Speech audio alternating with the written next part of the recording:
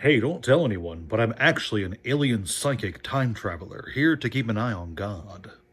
Hey there, kiddos, and welcome back to the channel. I'm Uncle Frank, hoping that you are having a great day, and in today's video, I'd like to sit back in my squeaky chair, a little conversation with all of you guys about comic books. That's right, a little bit of a different conversation today as I discuss and share with you guys what comics I've been reading in January of 2026. You see, I am a big fan of reading comics, manga, books, etc. And I do a lot of it in my spare time. And I figured excellent content to share with all of you guys is just the kind of stuff I have been reading. And I just got a bunch of stuff from the comic book store today. I like to grab all my comics at one go at the end of the month. So I figured, why not go through all of them and just tell you guys what I felt about each of the issues. And with that said, spoiler alert, in case you're curious about any of these comics, I will be spoiling the details of them in this video. But with that out of the way, first up is Conan the Barbarian. Very bright glare from the light. Conan the Barbarian number 28. The finale of a storyline following the rebel campaign that Conan was part of against the Mad King Numidides. I actually have no idea how to pronounce those kind of names. I'll assume it's some kind of Greek thing, but either way, Titan Comics does a wonderful job, both with the storytelling. It's a very classic kind of Conan story, and there's lots of blood and gore and violence. It's not a typical Conan story. It's not Conan walks into a town and gets in a fight and leaves, but it is still a pretty good Conan story, all things considered. As the rebels of Aquilonia circle in on King Numidido,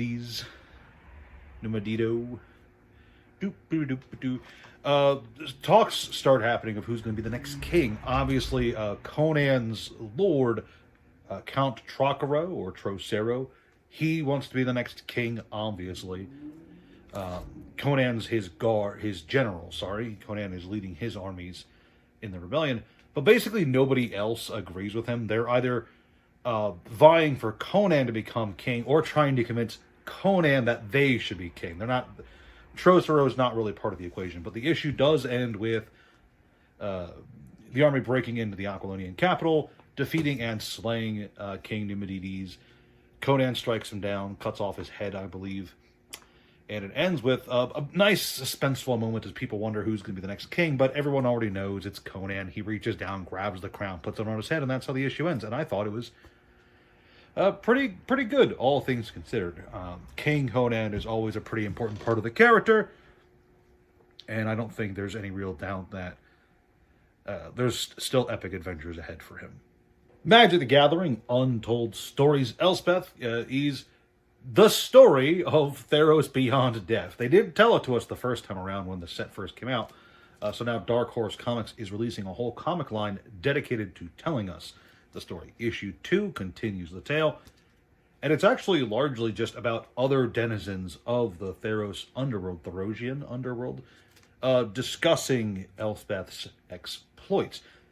The issue does this weird thing where each page is kind of split between 3 different events, 3 different action sequences, and it's kind of jarring, and it's only for a bit of the comic, obviously. It's kind of jarring, but I understood what they were going for, so it's all good.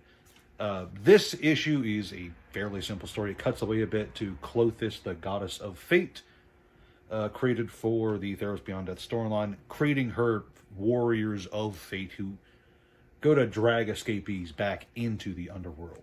One of those escapees is Chalix or Calix. I have no idea how that's pronounced either. And the issue ends with his first confrontation with Elspeth attacking her, trying to get her to give up on escaping the underworld. Next up, we got an Udon comic. We actually have a lot of Udon comics today to talk about, but I do like Udon a lot. I do like reading them, especially since it's like the only form of Darkstalkers releases we ever get. Specifically, this is Darkstalkers X Street Fighter Rogues. This is a one-shot, but it does tie into the larger Darkstalkers Street Fighter storyline that they have going on. This one's a fairly straightforward one. Bonnie, Hood, and... That's Victor, right? Yeah, Bonnie, Hood, and Victor are fighting each other in fucking Chicago, of all places. There's no real explanation for why they're there. They're fighting in Chicago, but then Gil from Street Fighter shows up, the guy with the savior complex, and he gets them both to chill out for a bit. Right in time, too, because a bunch of demon bees led by QB show up and just start attacking everyone. So then all three of these guys on the front cover, Victor, Bonnie, and Gil, team up to fight off the demon bees, defeat QB, who turns out to be a robot. I did not know that. I have played my fair share of the Darkstalkers games in my time, and I was always under the impression that QB was just a sexy robot, sexy bee demon. But no, it turns out she's a robot. I did not know that. Anyway, it turns out that Jeddah Doma was behind the bee attack. He's behind a lot of stuff. And the issue ends with Gil convincing the bee demons to run off and fuck Jeddah Doma up. And if you're a fan of Darkstalkers, then seeing Jeddah get fucked up by bees is always great. I like that a lot. Next up, I decided to finally sit down and pick up a multi-part series that Udon was releasing throughout all of 2025, the Mega Man Timelines Project, which is a mini-series featuring a story that spans the entirety of the Mega Man main continuity. So it's got a comic for Mega Man Regular, and we got Mega Man X, Mega Man Zero, Mega Man ZX, and Mega Man Legends, which is all well and good, but there was some confusion here because it turns out that this is not actually the Mega Man entry of the series. It does just say Mega Man on the cover, but underneath it, I didn't know this until I got home, it's actually the Mega Man. It's an alternate cover for the Legends issue of the miniseries. And I also don't have the X version from the series because this is not the Timelines issue. This is an issue 0 for the Mega Man X comic, which I guess Udon's doing a new one of those. So I actually only got 3 of the 5 issues. Other than that, it is a fairly fine multi-part series. It is just a bunch of self-contained short stories set in each of the Mega Man time periods from the main timeline.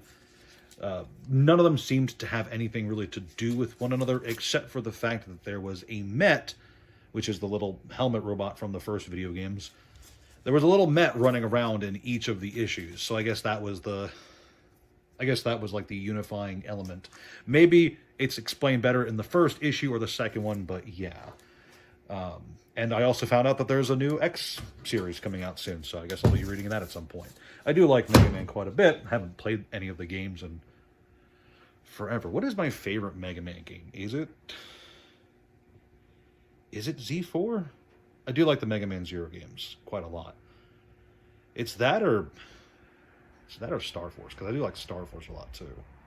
I know Star Force isn't really popular, but anyway, I'm getting off topic. Those were the Mega Man comics. They were quite enjoyable. Finally, I saved the best for last with Batman Beyond Static, or Batman Static Beyond. I have no idea how this is supposed to be read. It's just a cool title. This is issue number 2 in this little DC crossover, and this is genuinely one of the few comics I've ever, really looked forward to that wasn't just like a swimsuit issue or something, right? This is like a love letter to my childhood, you see. Batman Beyond and Static Shock were 2 of my top DC cartoons ever. I've loved both of them exponentially, so having Terry and Virgil team up in any form, really, I would like to see it as a movie, but as a comic is just perfect. It's a nice treat for me, you know? Anyway, the story for this issue picks up after the accident of the first issue, and that accident puts one of Terry's classmates in the hospital, and he wakes up there with new superpowers, and he is less than happy about the incident. Basically, he gets the ability to drain energy, electricity. I'm not entirely sure. It's not really explained well in this issue. It'll probably be explained later in the storyline. Or maybe I'm just bad at reading exactly what it does. But what it does do, I know for a fact, is that it hurts him. His powers hurt him a lot. And he's not happy. The source of these powers comes from Q-Tech, which is some alien stuff that the Earth negotiated for and is setting up across the United States. And the classmate, who goes by a new name, Shutdown, is on a warpath to shut down all the Q-Tech reactors. And he just wants to destroy as much of this Q-Tech stuff that he can.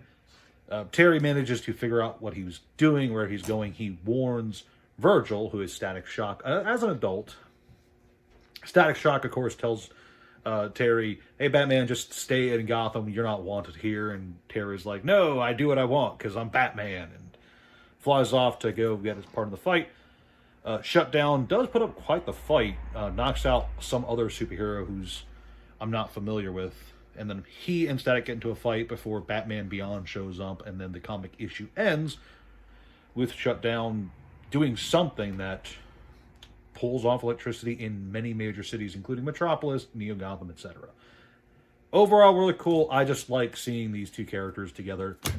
Just because I don't think we really got a whole lot of that. They were in like a crossover episode in Justice League Unlimited, I think, when they did all that time travel nonsense. Anything else? Oh yeah, there was a Zeta bot from the Zeta Project cartoon in the issue as well. I thought that was pretty interesting. There's like three people on the planet who know what the Zeta bots are, but those were in the comic, and I thought that was pretty neat too. But anyway, thank you guys for putting up with my ranting and ribbling. These are all the comics that I've been reading throughout January, and there will probably be a healthy stack of comics at the end of February too. So that's about it. That's all I got. Please like, share, subscribe. Leave a comment down below. What kind of comics are you reading, if any? I am curious to know. Check out the Discord. Check out the Patreon. Thank you guys so much for watching, and I'll see you next time.